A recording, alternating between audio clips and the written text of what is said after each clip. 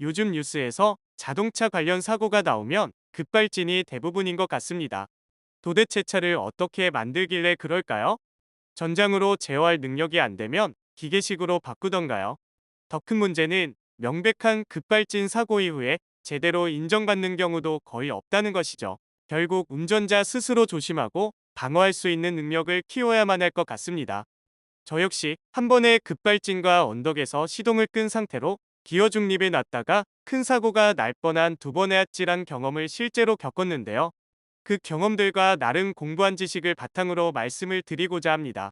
이 대처 방법을 충분히 숙지하고 머릿속으로 시뮬레이션을 반복해서 절대로 발생해서는 안 되는 혹시 모를 급발진 상황에서도 긴장하지 않고 아무 사고 없이 상황을 모면하시기를 간절히 희망합니다. 이미 여러 유명 유튜버들이 직접 실험으로 증명했고 저 또한 몸으로 직접 경험을 한 결과 최우선의 최고의 수단은 바로 풋브레이크입니다. 풋브레이크가 정상 작동한다면, 즉 고장나지 않았다면 브레이크는 무조건 동작을 합니다. 심지어 시동이 꺼져도 동작을 합니다. 왜냐면 기계식이기 때문이죠.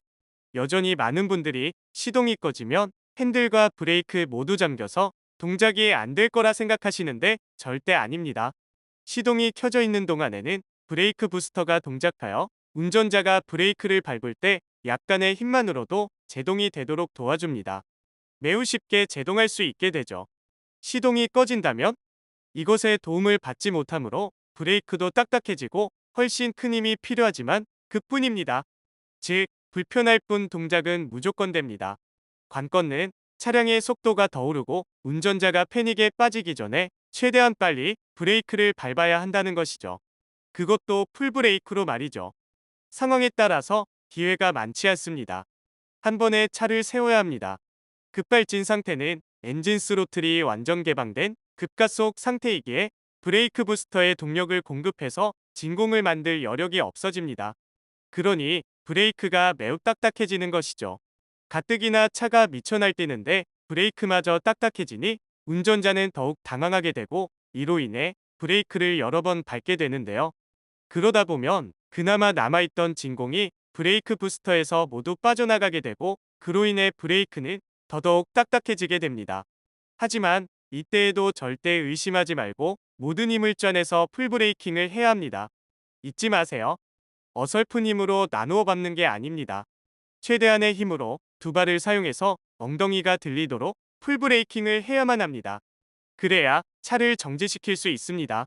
말 그대로 브레이크가 부서질 정도로 밟아야 세울 수 있다는 겁니다. 절대 잊지 마세요.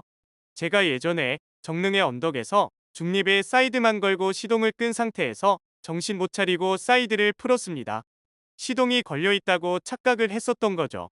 어떻게 됐을까요? 서서히 내려가다 가속도가 붙기 시작했죠. 일단 이런 상황이 되면 머릿속이 백지가 됩니다. 혹자들은 그러죠. 이걸 저걸 했어야지. 어퍼컷 한 방 날라가죠. 그 상황이 딱 되면요. 말 그대로 머릿속에 뭘 해야지? 이딴 생각 전혀 안 듭니다. 이렇게 죽을 수도 있겠구나 하는 생각밖에는 안 들어요. 그래서 어떠한 상황에서도 침착하게 습관처럼 시뮬레이션한 루틴을 그대로 실행할 수 있어야 합니다. 여하튼 그 아찔한 상황에서 두 발로 엉덩이를 든 상태로 브레이크 불어줘라 꽉 밟았습니다. 그리고 정말로 제 차를 멈춰 세웠습니다. 믿으셔도 됩니다. 생각만 해도 아찔하지만 마침내 멈춰 세웠습니다. 시동이 꺼져 핸들이 다 잠긴다 해도 브레이크는 기계식으로 무조건 동작합니다. 그러니 차가 이상 반응을 일으키면 즉시 두 발에 온 힘을 모아 빠르게 풀브레이킹을 하세요. 두 번째로 시도해 볼 수 있는 방법이 바로 기어를 중립에 놓는 것입니다. 엔진이 미쳐 날뛰어도 이 동력을 바퀴로 가는 것만 차단하면 차가 가속되는 것을 막을 수 있겠죠. 제가 급발진을 모면했던 방법이 바로 기어를 중립으로 놓는 것이었습니다. 어떤 이유에서건 ECU의 오류나 엑셀에 이물질이 끼거나 하더라도 동력이 구동축, 즉 바퀴에서 분리만 되면 더 이상의 가속은 없으니 브레이크로 어렵지 않게 세울 수 있습니다. 근데 중요한 포인트가 있습니다.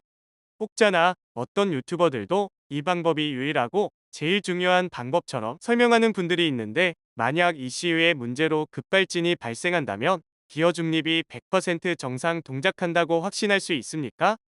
이 또한 ECU에서 오류가 날 가능성이 매우 농후하죠.